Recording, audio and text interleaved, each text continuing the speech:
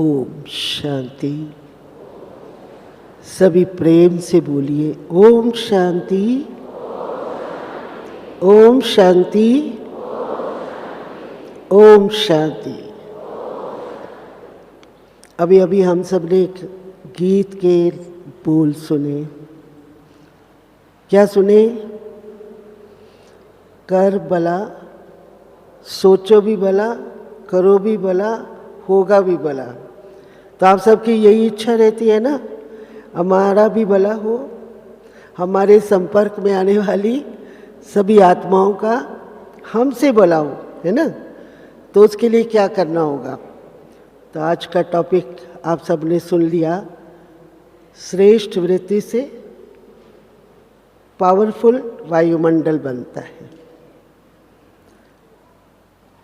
ये तो हम सब जानते हैं कि परिवर्तन की वेला है। परिवर्तन सृष्टि का नियम है। वर्तमान समय विश्व का जो परिवर्तक है, जिनको हम बड़े प्यार से सत्यम, शिवम, सुंदरम, शिव ही सत्य है, शिव ही सुंदर है, शिव ही कल्याणकारी है। तो उस कल्याणकारी पिता को हो, बाप दादा को हो, उन सब के अंदर, उनके अंदर एक हम बच्चों के लिए शुभ संकल्प है। क्योंकि शुभ संकल्पों से ही, शुभ स्थिति से ही, शुभ विचारधारा से ही वृत्तियां बनती हैं और हमारा भी कल्याण होता है, समस्त विश्व का कल्याण होता है। तो प्राण बाप दादा का यही शुभ संकल्प है कि मेरे बच्चे ज्ञान मूर्त, गुण मूर्त, दुआओं का मूर्त, तपस्वी मूर्त बनकर समस्त विश्व के अंदर कल्याणमयी भाव, कल्याणमयी भावनाएं, सद्भाव, सद्भावनाएं जागृत करें। जब हम कहते हैं कि परिवर्तन की वेला है, तो परिवर्तन एक परमात्म शक्ति के द्वारा होगा या परमात्म शक्ति ने जिन बच्चों को अपना बनाया है, उन बच्चों की सर्वश्रेष्ठ स्थिति से। क्योंकि हम सब के अंदर समस्त विश्व के लिए कल्याण, कल्याण तभी निकलेगा जब पहले हमने अपने लिए शुभ, शुद्ध और शुभ में विचरण करते रहेंगे। आप देखेंगे प्राण बाप दादा, हम सदा ही शुभ बोले, शुभ सोचे, उसके लिए रोज रोज हम सब बच्चों को ज्ञान की दिव्य धारणाओं, गुह्य राजों से और दिव्य गुणों से हमारा श्रृंगार करते रहते हैं। हम सब बच्चों को सींचते रहते हैं ताकि मेरे बच्चे सशक्त बन करके समस्त विश्व के अंदर कल्याणकारी भावनाएं जागृत करें। परंतु जागरण वो ही ला सकता है जो सदा जागती ज्योत होगा। हम सब बच्चों के अंदर बाबा ने ज्ञान का तीसरा नेत्र देकर आदि अनादि स्मृतियों को, सत्य स्मृतियों को जागृत किया और सदा ही हमें इस बात का संकेत देते रहते हैं कि बच्चे अपने आप को ये समझो कि मैं शुद्ध हूँ, मैं पवित्र हूँ, मैं जागती ज्योत हूँ, मैं पवित्रता का सूरज हूँ, मैं इष्ट हूँ, मैं पूज्य हूँ। तो ये स्मृतियाँ बाबा हम बच्चों में क्यों जागृत करते हैं? ताकि हमारे संकल्प, हमारे मन, हमारी बुद्धि, हमारे संस्कार, हमारे कर्म का शुद्धिकरण हो जाए। क्योंकि जब तक हमारे मन, हमारे संकल्पों का, हमारे संस्कारों का, हमारे कर्मों का शुद्धिकरण नहीं होगा, तब तक हम संसार के अंदर सद्भाव और सद्भावनाओं को जागृत नहीं कर सकते हैं। ये तो आप सब जानते हैं कि अंतर्मन में अनेक प्रकार के विचार हम सब के अंदर पैदा होते हैं। शुद्ध संकल्प भी पैदा होते हैं, नेगेटिव संकल्प भी पैदा होते हैं, और जिन संकल्पों का कोई प्रयोजन नहीं है वो संकल्प भी पैदा होते हैं, और अच्छे पावरफुल संकल्प भी पैदा होते हैं। तो ये चारों प्रकार के संकल्प सबके अंदर पैदा होते हैं, क्योंकि जन्म जन्मांतर से लेकर हम इस सृष्टि रूपी रंगमंच पर पार्ट प्ले करते रहे हैं। अनेक आत्माओं के साथ हमारा हिसाब किताब रहा है, जिसके कारण ये संकल्पों का आना संभावित है। परंतु जो संकल्प हमारे अंदर ज़्यादा चलेंगे, उन्हीं संकल्पों के कारण हमारे विचार बनते जाएंगे, हमारे कर्म बनते जाएंगे, हमारे संस्कार बनते जाएंगे, उसी से ही वृत्तियाँ बनती जाएंगी। कहते हैं जैसा जैसा संकल्प होगा वैसी सृष्टि होगी। अगर संकल्प शुद्ध है, स्मृति शुद्ध है, तो दृष्टि और वृत्ति अपने आप में शुद्ध होगी। अगर संकल्प शुद्ध नहीं है, दृष्टि और वृत्ति शुद्ध नहीं है, स्मृति शुद्ध नहीं है, तो वृत्तियाँ कभी भी शुद्ध हो नहीं सकती। परंतु परमात्म शक्ति पिता ने हम बच्चों को वृत्ति से वृत्तांत बदलने के लिए कहा, वृत्ति से वायुमंडल बदलने के लिए कहा। अब वृत्तियों से वृत्तांत बदल जाए, वायुमंडल बदल जाए, मानव की स्थिति बदल जाए, तो उसके लिए सबसे पहले हमें योग साधना के द्वारा अपने मैले कुचैले जन्म जन्मांतर के सरे जले संस्कारों को, जो हमें बार बार निकृष्ट कर्म करने की ओर प्रेरित करते हैं, उनको योग अग्नि में भस्म करना होगा। क्योंकि कहते भी हैं योगाश्ट अग्नि दग्धो विकर्मा। योग एक ऐसी अग्नि है, एक ऐसी आग है, जिससे उस आग को कोई स्थूल आग नहीं कह सकते हैं हम, वो है परमात्म प्रेम की आग, परमात्म स्नेह की आग, परमात्म पिता के प्यार की आग। उस आग के द्वारा ही हमारे जो निकृष्ट और वायात व्यर्थ संकल्प है वो चेंज होते जाएंगे, और शुद्ध संकल्पों में हम रमन करते जाएंगे। और जैसे जैसे शुद्ध संकल्पों का प्रवाह हमारे अंदर प्रवाहित होता रहेगा, तो हमारी वृत्तियाँ अपने आप में शुद्ध हो जाएगी।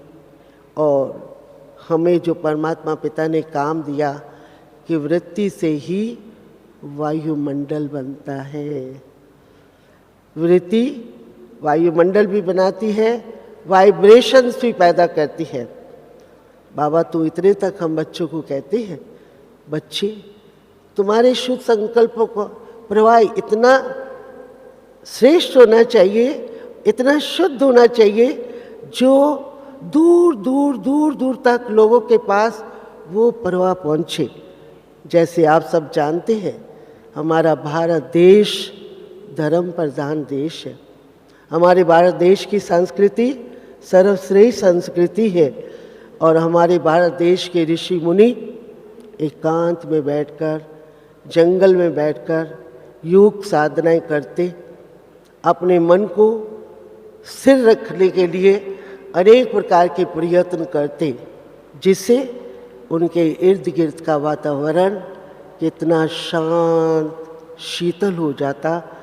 जो बड़े बड़े जंगली जानवर भी आकर, जो अनेक प्रकार के अहिंसक वृत्तियों के हैं, वो भी उनके आगे आकर नतमस्तक हो जाते। वो किसका प्रभाव था जो नतमस्तक होते?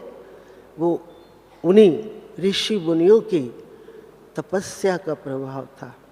तो आज प्राण बाप दादा हम बच्चों को भी यही शिक्षा नित्य देते हैं कि ये बच्चे अपने संकल्पों को, अपने मन वचन कर्म को, अपने संस्कारों को शुद्ध बनाओ, जिससे तुम्हारी वृत्तियाँ ऑटोमेटिकली शुद्ध होती जाए और वो शुद्धता का प्रवाह ऐसे प्रवाहित हो जैसे आप देखेंगे समुंदर के अंदर एक पत्थर डाल दो तो क्या होगा, वो एक गोलाकार बनकर उससे तरंगे उठेगी, गोलाकार बनते बनते जहाँ आपने पत्थर डाला वहीं वो पहुँच जाएगी। अगर गहराई से सोचा जाए तो हम सबका जीवन भी समुंदर के न्याय है। जैसा हम संकल्प करेंगे, संकल्प की रफ्तार रॉकेट से ज़्यादा तेज है। हमने जो संकल्प किया समझो वो हमारे तक सीमित नहीं रहेगा, वो संकल्प फैलते फैलते फैलते फैलते सब समस्त विश्व की आत्माओं तक पहुंच सकता है। तो अगर आप अपने आप को, अपने परिवार को, अपने समाज को चेंज करना चाहते हैं तो कैसे चेंज करेंगे? कहते हैं हम बदलेंगे जग बदलेगा, हम सुधरेंगे जग सुधरेगा। तो जब हम सबसे पहले जो प्राण बाप दादा हमें शिक्षाएं देते हैं उनको पहले अपने जीवन में अप्लाई करें, सदा सकारात्मक चिंतन करें, स्वचिंतन करें, समर्थ चिंतन करें और शुद्ध संकल्पों में रमन करते रहें, तो क्या होगा? रमन करते करते करते करते हमारे अंदर, हमारी कॉन्शियस के अंदर ये स्मृतियाँ जागृत हो जाएगी कि मैं एक शुद्ध, सशक्त, समृद्ध, संपन्न, संपूर्ण आत्मा हूँ और मुझे कल्याण कल्याण कल्याण करना है। मुझे अपना बचपन याद आता है, जहाँ हम रहते थे वहाँ एक संत आया करते थे, तो वो पंजाबी में बोलते थे, हरि ओम की आवाज़ पई आवे संतन दी झुकी दे बिचो। राधे श्याम की आवाज़ पई आवे संतन दी झुकी दे बिचो। तो मेरे प्यारे भाई बहनों, ये झोंपड़ी है, ये मंदिर है और मैं चैतन्य मूर्ति बनने वाली हूँ, क्योंकि उस कल्याणकारी पिता ने हम सबको किस लिए अपना बनाया? हम सबको रोजाना क्यों सींचते हैं? हम सबको एक सशक्त दिव्य मूर्ति बनाने के लिए, जिस मूर्त के अंदर सत्यता भी हो, स्वच्छता भी हो, पवित्रता भी हो, रूहानियत भी हो, दिव्यता भी हो।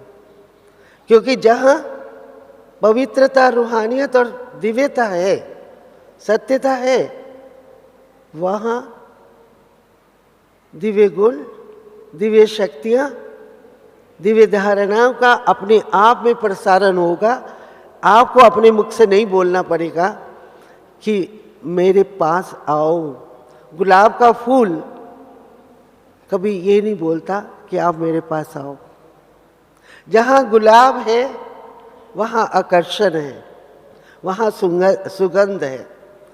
इसी प्रकार अगर हमारा जीवन, जो हमारी पहचान है, सद्गुणों से भरपूर है, सर्व शक्तियों से संपन्न है, मन वचन कर्म की पवित्रता है और शुद्ध संकल्पों में सदा रमन करने वाला है, तो जहाँ शुभ है, शुद्ध है, वहाँ शुभ है, वहाँ कल्याण अपने आप में समाया हुआ है। आप देखेंगे अगरबत्ती है, अगरबत्ती के अंदर कई प्रकार के मिक्स किए हुए होते हैं, उसमें खुशबू सुगंध होती है, परंतु अगरबत्ती को अगर एक स्टिक के रूप में रखा जाए तो क्या वो खुशबू फैलाएगी? फैलाएगी? अगरबत्ती को जब अग्नि के संपर्क में ला दिया जाएगा तो क्या होगा? उसके अंदर जो खुशबू है वो वातावरण को शुद्ध करेगी। ऐसे है ना। इसी प्रकार मेरे में गुण है, शक्तियाँ हैं, धारणाएं हैं, परंतु अगर मेरा योग उस सर्वशक्तिमान परमात्मा के साथ निरंतर लगा हुआ है तो खुशबू, सुगंध आए बिना रह नहीं सकती है। तो हमें हमेशा अपने आप को ये संकल्प रखना चाहिए कि मुझे अपनी ही वृत्तियों से, अपने ही श्रेष्ठ संस्कारों से, अपने ही श्रेष्ठ संकल्पों से अपने परिवार को बदलना है।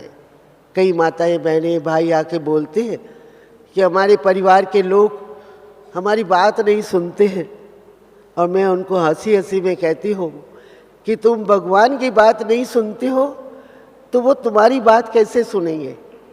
तुम अगर भगवान की बात सुन लो तो वो तुम्हारी बात ज़रूर सुनेंगे। ये हो नहीं सकता। उस सर्वशक्तिवान पिता ने हम बच्चों को इतना खजाने दिया। कल भी आपने वाणी के अंदर सुना कि बच्चे तुम्हारे पास अखुट खजाने हैं। अब उस अखुट खजानों को संभाल के रखो और निवारण स्वरूप बनो, क्योंकि जब तक तुम कारण ही कारण बताते रहोगे तो निवारण कभी हो नहीं सकता है। जब स्वयं ही तुम निवारण स्वरूप बन जाओगे और खजानों से अपने आप को संपन्न करते रहोगे तो जो साहूकार होगा, जो बड़ी असामी होगी, उसके पर्सनैलिटी से, उसके हाव भाव से, उसके चिंतन से छिप नहीं सकता। सूरज, आप देखेंगे सूरज जब उदय होता है तो रोशनी आती ही आती है। सूरज में वो शक्तियां हैं जो दूर पृथ्वी के अंदर पैदा होने वाले अनेक प्रकार के जीवाणुओं को नष्ट करके एक नई ऊर्जा, नई शक्ति प्रदान करता है। तो आज हम कौन हैं, जरा याद दिलाइए अपने आप को, हम कौन हैं? हम उस सर्वशक्तिमान परम पिता परमात्मा के पुत्र हैं, और परमात्मा पिता ने हमको एक टाइटल दिया है कि ये बच्चे, तू उगते सूरज हो, तुम उगते सूरज हो। उगते सूरज को सब कोई सलाम करता है, परंतु उगता सूरज सर्व प्रकार से संपन्न होना चाहिए। अगर उसमें कुछ कालिमा है, उसमें कुछ दाग है, तो उसको कोई, आप देखेंगे जब सूर्य अस्त होता है तो उसको कोई सलाम नहीं करता, परंतु जब सूर्य सवेरे सवेरे उदय होता है और पूरा अपनी उस कलाओं के अंदर युक्त होता है तो सब कोई उसको नमस्कार करते हैं। तो हमारा जीवन संसार में सबसे सर्वश्रेष्ठ जीवन है, क्योंकि हम एक तो महान हस्ती जो सदा कल्याणकारी है, जो सर्वशक्तिमान है, उनके बच्चे हैं, और दूसरा जो ग्रेट ग्रेट ग्रैंडफादर है उसके हम बच्चे हैं, और उनके भी मुख्य वंशावली है। मुख्य की संतान सबसे उत्तम संतान होती है, परंतु उत्तम उत्तम उत्तम कहने से उत्तम नहीं बनेंगे। उत्तम धारणाओं से अपने आप को जब सुसज्जित करेंगे, हमारा रहन सहन, खान पान, चाल चलन, अमृत वेले उठना, ज्ञान योग की पढ़ाई में अपना ध्यान लगाना, जब सब बातों में उत्तम होगा और नियम और मर्यादा के अनुकूल होगा तो क्या होगा? हम लक्ष्मण रेखा के अंदर है तो माया रावण आ नहीं सकता है, परंतु अगर हम उस रेखा का उल्लंघन कर देते हैं तो क्या होगा? जैसे सीता को रावण ले गया, ऐसे माया हमसे कोई ना कोई उल्टा सीधा काम करा देंगे, फिर हम पश्चाताप करते आ रहे ये क्या हो गया। परंतु अगर हमारी जो अपनी निजी संपदा है, क्योंकि जब हम भगवान के घर में आए तो हमने सब कहा कि प्रभु, भक्ति में गाते थे, अब तूने हमारा हाथ पकड़ लिया, हम तेरे हो गए। कहते हैं ना हम तेरे हैं, कि नहीं कहते हैं तेरे हैं। जब तेरे हो गए, उसने हमारी उंगली पकड़ ली, हमारी उंगली उस भगवान के हाथों में है। अब सौंप दिया इस जीवन का सब भार तुम्हारे हाथों में है, तो फिर हम इस शरीर के लिए कैसे हो गए? हमारा ये अपना नहीं है, न तन अपना है, न मन अपना है, न धन अपना है, हम उसके ट्रस्टी हैं। तो जब निमित्त निर्माण होकर के निर्मल स्वभाव धारण करके हम चलेंगे तो चेंज अवश्य आएगा। और सदा अपने आप को ये सोचना चाहिए कि मुझे गुणमूर्त बनना है। ज्ञान की खुशबू, तपस्या की खुशबू, परमात्मा पिता के प्यार की खुशबू मेरे अंदर जरूर रहनी चाहिए, जैसे गुलाब का फूल। एक दो दोस्त कहीं आपस में जा रहे थे, तो वो चलते चलते ऐसे स्थान पर पहुंच गए जो थोड़ा ठीक नहीं था, परंतु एक दोस्त कहने लगा, देखो वो फलाने जगह पर गुलाब की टोकरी पड़ी है, तुम उसको टोकरी को उठा करके ले आओ। और फिर उनसे कहने लगा कि देखो इसके अंदर गुलाब है, अब इस गुलाब को अगर आटे के डब्बे में डाल दोगे तो क्या करेगा? खुशबू छोड़ देगा या आटे की खुशबू ले लेगा? तो वो कहने लगा कि गुलाब तो गुलाब ही है, वो आटे के डब्बे में रहते हुए भी अपनी खुशबू देगा। फिर वो उसको क्रॉस क्वेश्चन करता है कि इस गुलाब को अगर गुलाब की टोकरी को नाले में डाल दे तो क्या करेगा? फिर वो कहता है कि वो अपनी खुशबू देगा ही देगा। तो मेरे प्यारे भाई बहनों, हमें बाबा सदा गुलाब बनना सिखा रहा है, सिखा रहा है, सिखा रहा है? अब कैसे सी उसको हमें ये सोचना चाहिए, मुझे कांटों में रहते हुए न्यारा भी बनना है, प्यारा भी बनना है, खुशबूदार भी बनना है। मुझे किसी की वजह से अपनी खुशबू को खराब नहीं करना। आमतौर पर क्या होता है कि दूसरों की तरफ से जब हमला होता है तो हम भी कुछ ना कुछ उस आवेश में आके, जोश में आकर उल्टा सीधा कुछ बोल देते हैं, है ना? अपनी वृत्तियों को भी खराब कर देते हैं, अपने संकल्पों और कर्मों में भी चेंज ले आते हैं। परंतु अगर हमारी स्मृति के अंदर सदा यही रहे कि मुझे एक चैतन्य दिव्य गुणों की मूर्त बनना है, जिसका यादगार भक्ति मार्ग में देवियों के रूप में है। मेरे नयन, मेरा बोल, मेरा व्यवहार, मेरा कर्म, मेरी धारणाएं, मेरे वाइब्रेशन सशक्त, शीतल, शांत और बहुत दिव्य आकर्षण को लिए हुए हो, जैसे हमने मम्मा बाबा को देखा। मम्मा बाबा को देखते ही उनमें बहुत दिव्य अनुभव होते थे। उनका ललाट इतना चमकता था, उनके नैनों में एक बहुत तेज होता था, वाणी में बड़ी मधुरता और उमंग उत्साह बढ़ाने वाली शक्ति होती थी। मैं तो कभी कभी सोचती थी कि बाबा की वाणी में, बाबा की दृष्टि में, बाबा के वाइब्रेशन में एक सपेरे जैसी शक्ति है। जैसे सपेरा होता है ना, सपेरा वो क्या करता है? बीना बजा बजा के क्या करता है? सांप, जिससे हम बहुत डरते हैं, उसको नचाने लग जाता है, वो उसके सामने नाचने लग जाता है, नाचता है। तो ठीक बाबा भी ज्ञान योग की बीना बजा बजा के हम सब में उमंग, उत्साह, हम सब की सुषुप्त शक्तियों को जागृत करते करते करते ऐसा जागृत कर देता जो पीछे मुड़ के नहीं देखते। संसार क्या है उसको देखते नहीं। आप यज्ञ इतिहास की झलकियों को उठा करके, उनकी किताबों को उठा करके देखो, आदि काल में क्या क्या, किसके क्या क्या नहीं त्याग किया होगा, कैसे सब त्याग करके फिर उसको पीछे कभी याद भी नहीं किया होगा। क्यों? क्योंकि बाबा ने ऐसी ज्ञान से, योग से, धारणा से, उमंग उत्साह से ऐसा रूहानी नशा चढ़ाकर इतना उत्साहित कर दिया, इतना काबिल बना दिया, जो पीछे मुड़ने का किसी को संकल्प नहीं आया।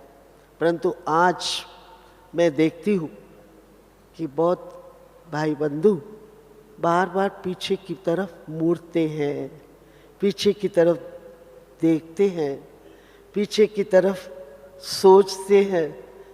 तो जितना पीछे की तरफ देखते हैं, जहाँ छोड़ के आए फिर पीछे की तरफ देखते, पीछे मुड़ मुड़ के देखेंगे तो क्या होगा? बताइए क्या होगा? भूत प्रेत नाग बलाएं सब चिमट जाएगी, पुरानी बातें फिर आने लग जाएंगी। जिसको आप छोड़ के आए फिर आपकी वृत्तियों को आके खराब करेंगी। तो इसलिए आज से लेकर एक संकल्प कर लो, मुझे पीछे मुड़कर नहीं देखना, मुझे आगे आगे कदम बढ़ाना है। कहते हैं कदम कदम बढ़ाए जा, खुशी के गीत गाए जा। तो अब अपने आप से रोज बैठ के एनालाइज करो, रियलाइज करो कि मैं वहाँ ही खड़ी हूँ या मैं कुछ कदम आगे बढ़ी। क्योंकि जब तक कदम आगे नहीं बढ़ेंगे तो मंजिल तक पहुंच नहीं सकेंगे। मंजिल क्या है? कर्मातीत बनना है, संपूर्ण बनना है, संपन्न बनना है, समृद्ध बनना है, सशक्त बनना है। ये हमारी मंजिल है। पर उस मंजिल तक कब पहुंचेंगे? जब हमारे कदम आगे बढ़ेंगे और हमारे संकल्प, जो बीज का काम करता है संकल्प, जितना संकल्प पावरफुल होगा उतना फल अपने आप में पावरफुल निकलता जाएगा और आपके जीवन में अपने आप में खुशियाँ आती जाएगी, निराशा उदासी सब दूर हटते जाएंगे। इसलिए नेगेटिव को अपने से दूर रखो, व्यर्थ चिंतन को दूर रखो। तभी बाबा रोज हम बच्चों कहता है, बच्चे स्वचिंतन करो, समर्थ चिंतन करो, सकारात्मक चिंतन करो, क्योंकि सकारात्मक चिंतन अमृत तुल्य है। बाबा ने कल अमृत पिलाया, अमर बनने की कहानी सुनाई, तो अमृत तुल्य है। अमृत तुल्य माना वो जोड़ने का काम करता है, एक दूसरे को जोड़ने का काम करता है।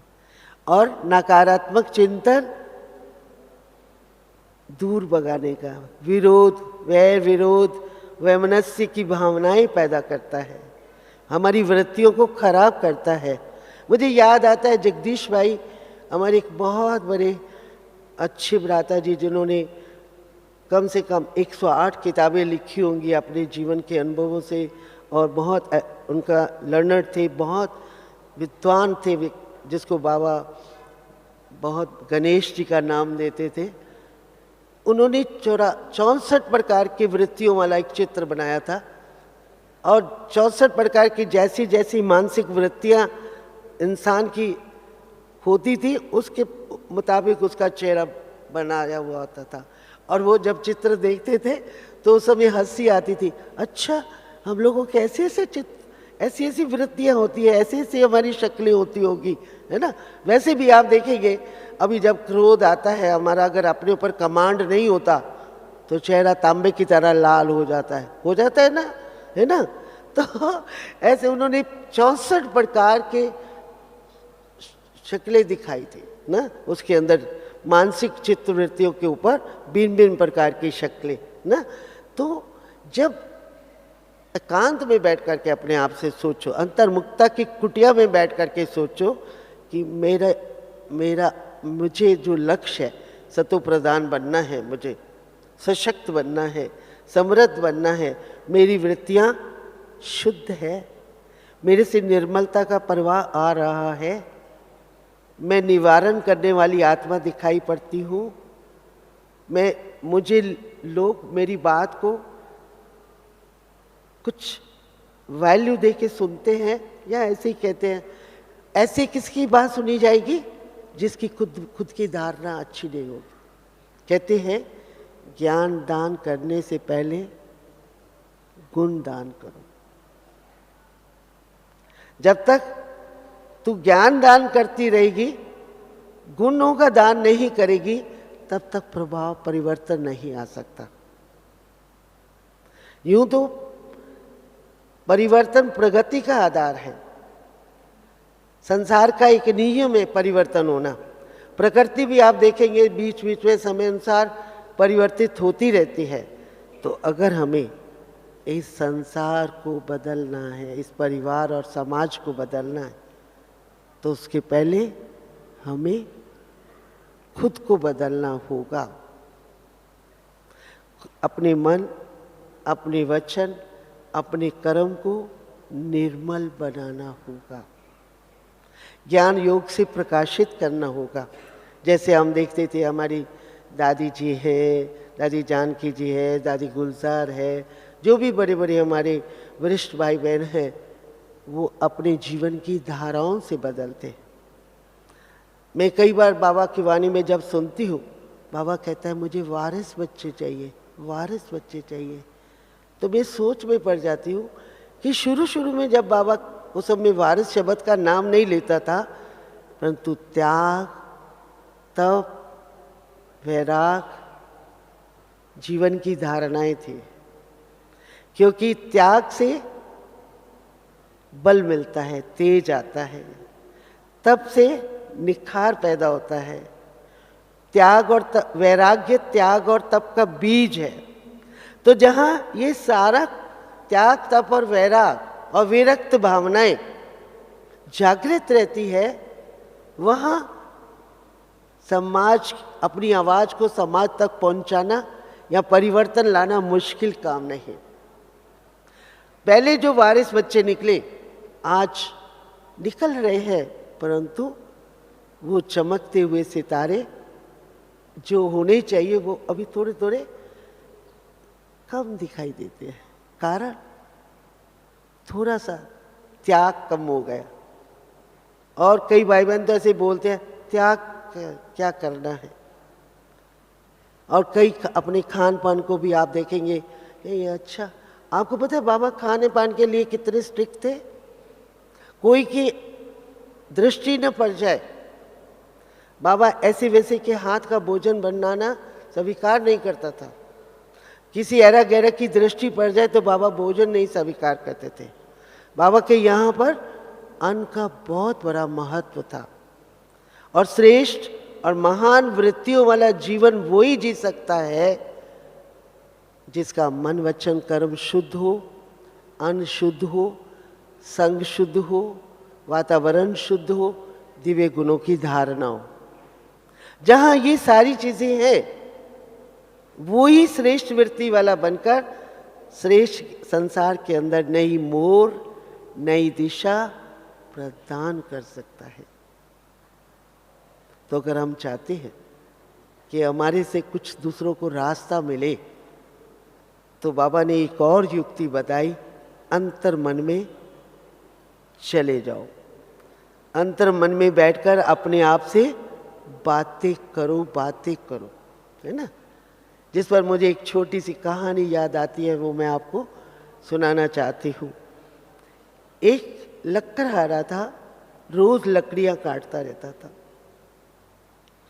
अब वो लकड़ियाँ उतनी ही काट पाता था बेचारा जितना उसको शाम को अपने बच्चों के लिए कुछ धन लेकर आटा पानी दाल ले जा सके, बच्चों के भोजन का प्रबंध कर सके।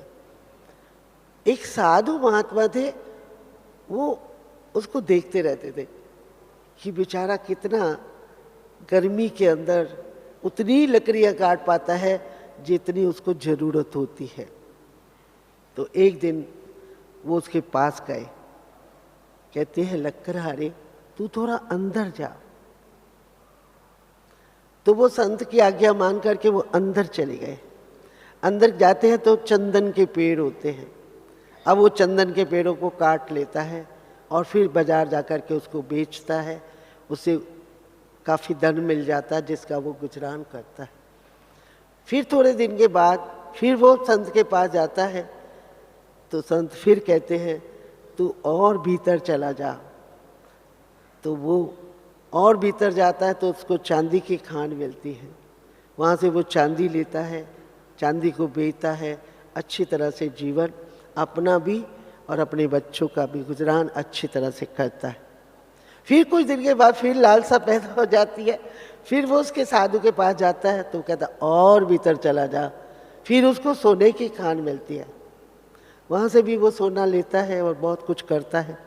पर उसके मन में अब ये सारा कुछ उपलब्धियां होने के बाद उसके मन में एक संकल्प पैदा हो जाता है कि मेरे को तो ये संत कहता है तू अंदर जा, भीतर जा, भीतर जा, भीतर जा, खुद तो एक वृक्ष की छाया के नीचे बैठा रहता है, ऐसा क्यों, ये क्यों नहीं भीतर जाता? तो वो उसके मन में बहुत उलझन होती है, तो वो इस संत के पास फिर जाता है, कहता है महाराज आप मेरे को तो कहते हैं भीतर जा, भीतर जा, और खुद आप एक वृक्ष की छाया के नीचे बैठे रहते हो। तो कहा भीतर जाना दो प्रकार से होता है, एक है भीतर जाना बाहरी वस्तुओं को प्राप्त करना, जो मैंने आपको बताया। एक है भीतर जाना आंतरिक खुशी, आंतरिक शक्ति, आंतरिक सुख, आंतरिक आनंद को प्राप्त करना। वो तो वृक्ष की छाया के नीचे ही बैठ करके हो सकता है, अर्थात त्याग और तपस्या से ही हो सकता है, और किसी से नहीं हो सकता, है ना। तो मेरे आपको ये छोटी सा प्रसंग सुनाने का अभिप्राय क्या है? मेरे प्यारे भाई बहनों, मेरा एक ही सुझाव है, थोड़ा भीतर जाके अपने से बातें करना सीख जाओ। जितना हम भीतर जाके अपने से बातें करना सीख जाएंगे, उतना हमारा जीवन संपन्नता की ओर बढ़ना शुरू हो जाएगा, और हम सब मिल करके क्या करेंगे?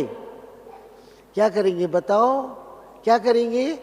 एक ऐसी लहर फैलाएंगे, है ना, जो ऐसी वृत्तियां फैलाएंगे, क्योंकि वृत्तियों से ही वृत्तांत बनता है, वृत्तियों से ही वायुमंडल बनता है, वाइब्रेशन से ही संसार बदलता है। तो अगर संसार को हम कहते हैं ना, संसार की नैया को हम पार लगा देंगे, बोलते हैं ना हम लोग, तो संसार की नैया सिर्फ बोलने से पार नहीं उतरने वाली। इस विषय वितरणी नदी से पार होकर के हम स्वर्णिम संसार में अगर जाना चाहते हैं, सर्वोत्तम सीट लेना चाहते हैं, तो सिर्फ उच्चारण करने से नहीं होगा, आचरण से होगा। कहते हैं आचरण ही उपदेश है, जीवन ही संदेश है, धर्म ही धारणा है। तो अगर हमारा जीवन में आचरण है, दिव्य गुण है, पवित्रता है, शक्तियां हैं, दुआएं हैं, चारों पांचों प्रकार के बल है, सब प्रकार के खजाने हमारे पास है, तो फिर अपने आप में जो हमारे बाबा का संकल्प है कि घर घर को स्वर्ग बनाना तुम्हारी जिम्मेवारी है ना, जिम्मेवारियां निभाते हुए भी हम क्या करेंगे? अपनी जीवन मुक्त स्थिति को बना सकते हैं। अगर हम इस कार्य में अपने आप को नहीं लगाते, तो चलते चलते जैसे एक तालाब के अंदर पानी पड़ा ही रहे, तो क्या होगा? गंदा हो जाएगा, अनेक प्रकार के जर्म्स उसके अंदर पैदा हो जाएंगे। इसी प्रकार चले हम अपनी चित्तवृत्तियों को शुद्ध करने। अगर हम कुछ इसको वृत्तियों को शुद्ध करने के कार्य में लगे नहीं रहेंगे, तो चलते चलते क्या होगा? अनेक प्रकार के जाले पैदा हो जाएंगे, 3 बीमारियां और पैदा हो जाएगी। कौन कौन सी? एक तो वहम पैदा हो जाएगा, दूसरा शक पैदा हो जाएगा, तीसरा अनुमान पैदा हो जाएगा। और आप देखिए, जिनका ज्ञान, योग, मनन, चिंतन, सेवा में ध्यान नहीं है, उनका चलते चलते ये 3 दोष तो जरूर आ जाते हैं। वहम आ गया, सदा वहम में लगे रहे, और वहम भूत के मुताबिक है। जहाँ वहम पैदा हुआ समझो भूत आ गया। भूत क्या करता है? व्यक्ति को स्थिर होने नहीं देता, स्थिर प्रज्ञ बनने नहीं देता, सदा हलचल हलचल हलचल में रहता है ना। उसकी वृत्तियां सदा हलचल में रहेंगी, है ना। तो दूसरा क्या आया? शक। शक बीमारी की तरह है। जैसे बीमार हो व्यक्ति को हर वक्त लगा रहता है मैं बीमार हूं, जब तक उसका पूर्ण इलाज नहीं होता तब तक उसकी बुद्धि के अंदर, हमारी बुद्धि के अंदर बाबा ने कहा शुद्ध बनो, पवित्र बनो, सशक्त बनो, उसकी बुद्धि में सदा यही रहेगा मैं तो बीमार हूं, है ना। इसी तरह से अनुमान सबसे खराब है। आप देखिए अच्छे पुरुषार्थियों के अंदर चलते चलते अनुमान की आग लग जाती है, अनुमान का जहर फैल जाता है। जैसे जहर धीमे धीमे धीमे धीमे मनुष्य को खत्म कर देता, ऐसे ही अच्छे पुरुषार्थी की सर्वोत्तम स्थिति को अनुमान, ये मेरी बात कर रहा है, फलाने की कर रहा है, इसने इसकी वजह से मेरा ऐसा हो गया, इसने ऐसा किया तब ऐसा हो गया, ये अनुमान अंदर ही अंदर जहर घोलकर तीव्र पुरुषार्थ से साधारण पुरुषार्थी बना देता है। साधारण आत्मा ब्राह्मण कुलभूषण बनाने की बजाय साधारण व्यक्ति बना देता। और फिर बाबा के आगे रिक्वेस्ट करने लगते, बाबा तेरे बच्चे होकर के भी तू हमारी मदद नहीं करता, हमने तेरे को अब 20 साल से अपना बनाया, फिर भी तू हमारा बन करके नहीं रहता, है ना। परंतु बाबा कहता है तू अंदर अपना मुखरा देख ले प्राणी जरा दर्पण में, अपना मुखरा देख के तो देख तू करता क्या, तेरी चित्तवृत्तियां क्या क्या करती है, तू इस समय किस जाल के अंदर, मकड़ी के जाल के अंदर फंसा पड़ा है। और जब तक इस जाल से अपने आप को निकालेगा नहीं तो तू श्रेष्ठ और महान आत्मा, शुद्ध वृत्तियों वाला श्रेष्ठ वातावरण बनाने वाला नहीं बन सकता। तो अगर मेरे प्यारे भाई बहनों हम ये चाहते हैं, क्या चाहते हैं, एक श्रेष्ठ जन बन जाएं, सर्व को अपने से सुख दे, शांति दे, पवित्रता दे, रूहानियत दे, तो उसके लिए क्या करना पड़ेगा? हाँ, अपने जीवन को कौन सा बना ले? हाँ, एकदम ऐसा सुंदर सशक्त बना लो जहाँ से अपने आप शुद्धता का प्रवाह हो। जैसे आप देखिए, आपने कभी वहाँ गए हो मैसूर के अंदर, वहाँ पर एक बहुत बड़ा पार्क है, बहुत बड़ा स्थान, बहुत सुंदर सुंदर लाइटें लगी हुई हैं, लाइटों के अंदर बहुत बड़े बड़े फुहारे लगे हुए हैं, और उनके अंदर चले जाओ, फुहारे, उधर से लाइटें हैं, उधर से फुहारे हैं, उधर से शीतलता का प्रवाह है, बैठ जाओ तो मन करता है यहाँ बैठ ही जाओ, और बहुत अतीन्द्रिय सुख की अनुभूति होती है उस टाइम, है ना, बहुत सुख आता है। पर कब आया? जहाँ शीतलता है, जहाँ प्रकाश है, वहाँ जहाँ एक पवित्र स्वच्छता है, पवित्र वातावरण है, निर्मलता है, तभी आया आनंद। ऐसे ही हम कौन हैं और किसके हैं, जरा जानकी दादी जी को सुन लिया करो, कौन हूँ किसकी हूँ, है ना। तो जब हम कौन हैं और किसके हैं ये स्मृति के अंदर रहेगा तो वृत्ति भी श्रेष्ठ रहेगी, वातावरण भी श्रेष्ठ रहेगा, वाइब्रेशन भी श्रेष्ठ रहेगा, ठीक है ना। तो अपने आप से रोज सवाल पूछा करो कि मैं कौन हूँ, किस लिए हूँ, और मैं इस संस्था में क्यों आई, मुझे भगवान ने क्यों सिलेक्ट किया। भगवान को हमें अपना बनाने का एक उद्देश्य है, लक्ष्य है। क्या लक्ष्य है? क्योंकि उसको संसार को परिवर्तन करना है, उसको संसार को स्वर्णिम संसार बनाना है, उसको आदि सनातन देवी देवता धर्म की स्थापना करनी है। एक सुंदर श्रेष्ठ महान लक्ष्य को लेकर उसने हमारे को चुना है, इस संसार के अंदर चुना है। तो हम क्या कर रहे हैं? हम अपने आप को सतो प्रधान बना रहे हैं, अपनी वाणी को सशक्त, अपनी वाइब्रेशन को शुद्ध, हमारे से वो तरंगे निकले जो संसार के दूर दूर तक जाएं, कि जीवन को सार्थक बनाओ, असली जीवन जीना सीखो।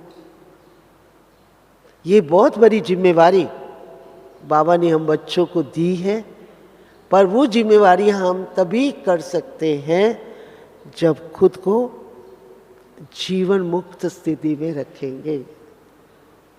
जीवन के अनेक प्रकार की बुराइयों से अपने आप को मुक्त रखेंगे, जीवन के अनेक प्रकार के जालों से अपने आप को मुक्त रखेंगे, जीवन के अनेक प्रकार के व्यर्थ चिंतनों से अपने आप को मुक्त रखेंगे, अनेक प्रकार के कर्मबंधनों से अपने आप को मुक्त रखेंगे ना, तब हमारे अंदर वो शक्ति आएगी। तब हम लाइट हाउस माइट हाउस बनकर, डिवाइन इनसाइड बनकर दुनिया में कार्य करेंगे। बाबा रोज कहता है तुम लाइट हाउस हो, माइट हाउस हो, दूसरों को मार्ग प्रदर्शित करने वाले हो, कहता है ना। तो आज हम अपने आप से पूछे, बैठकर अपने आप से बातें करें कि जो बाबा चाहता है उसके अनुकूल मेरा जीवन है। तो जब ऐसा होगा तभी हमारी स्थिति भी श्रेष्ठ बनेगी, हमारे कर्मों में भी श्रेष्ठता आएगी और हम अपने संकल्पों को साकार कर सकेंगे। क्योंकि हम सबकी भी शुभ इच्छा रहती है। मेरे संकल्पों में भी इतनी ताकत नहीं आई है, मेरी बुद्धि की लाइन इतनी क्लियर नहीं हुई जो मेरा बाबा से पूरा योग लग जाए और बाबा मुझे टच करे, हाँ बच्ची तुमको ये करना है, ये इच्छा रहती है, परंतु वो इच्छा पूर्ण क्यों नहीं होती? उसका कारण यही है कि हम बाबा की महावाक्यों का सत्कार नहीं करते हैं, अंगीकार नहीं करते हैं पूर्ण नीति से। अगर उनको पूर्ण नीति से अंगीकार कर ले, सत्कार दे दे, तो हमारा जीवन सार्थक हो जाएगा। जैसे इस पर भी एक छोटी सी और कहानी आपको सुनाना चाहती हूँ। कहते हैं गुरु नानक देव जी का नाम तो आप लोगों ने सुना है ना। गुरु नानक देव जी एक काफिला लेकर के चले। जब वो एक स्थान पर पहुंचे, गांव के अंदर, लोगों ने बहुत उनका सत्कार किया। तो जब वो विदा होने लगे तो गुरु नानक देव जी ने उनको वरदान क्या दिया? कहते हैं उज्जर जाओ। उनके साथ बाला और मर्दाना थे। उनके मन में बड़ी हलचल पैदा हो गई कि ये क्या बोल रहे हैं, उज्जर जाओ। फिर दूसरे गांव में गए तो लोगों ने उनका बहुत सत्कार नहीं किया और ये अनाप शनाप कुछ बोला, व्यवहार अच्छा नहीं किया। तो उनको कहते हैं डटे रहो। तो दोनों प्रकार की बातों को, सीन को देखकर उनके मन में ये संकल्प हुआ, बाला और मर्दाना के, कि ये क्या बोल रहे हैं। जिन्होंने सत्कार किया उनको कहते हैं उजड़ जाओ, जिन्होंने सत्कार नहीं किया उनको कहते हैं डटे रहो। ये क्या है? तो फिर उन्होंने गुरु नानक देव जी से पूछा कि आपने ऐसा क्यों बोला? तो उन्होंने कहा ठीक ही बोला। कहा जो अच्छे संस्कारों वाले लोग हैं उनको कहा उजड़ जाओ, वरना वो जहां जाएंगे वो अच्छे संस्कार फैलाएंगे, है ना, अच्छी वृत्तियां से अच्छा वातावरण बनाएंगे, वो सबके शुभचिंतक होंगे, है ना। और जो खराब इसलिए मैंने कहा उजड़ जाओ ना। और जो खराब संस्कार वाले हैं उनको कहा डटे रहो, जहां बैठे हो तुम बैठे रहो, नहीं तो जहां जाओगे वहां अपनी वृत्तियों का प्रभाव डालोगे। मेरे कहने का भाव ये है कि हमको उजड़ने का मतलब ये नहीं है कि बाबा कहता है घर बार छोड़ कर के अब तुम जगह जगह जाओ, ऐसा नहीं कहता, परंतु बाबा ये कहता है कि खुद बनो और बनाओ। पहले अपनी सेवा करो, फिर औरों की सेवा में व्यस्त रहो। क्योंकि जितना हम अपने आप को बनाने में, औरों के कार्य में बिजी रहते हैं, उतना हमारे संस्कार अपने आप श्रेष्ठ बनते जाते हैं। जितना खाली और बैठते हैं, कुछ काम नहीं करते हैं, उतना व्यर्थ चिंतन होता है, व्यर्थ की बातें अपने पास आती है, फिर निराशा और उदासी आती है, उसे और अधोगति को प्राप्त हो जाते हैं। तो आप सबको मैं यही शुभ भावना और शुभकामना दूंगी। अब अधोगति से निकलकर सर्वोत्तम सद्गति को प्राप्त हो, उसके लिए मनन करो, चिंतन करो, स्वचिंतन करो, समर्थ चिंतन करो और बाबा के कार्य में सहयोगी बनो। कहते हैं योगी बनो, सहयोगी बनो, प्रयोगी बनो। योगी बनो अपने लिए, सहयोगी बनो दूसरों के लिए, प्रयोग करो समस्त विश्व के लिए। तीनों काम अपने से करने हैं। ऐसी मेरी आप सबके प्रति शुभ भावना और शुभकामना है। ओम शांति शांति शांति।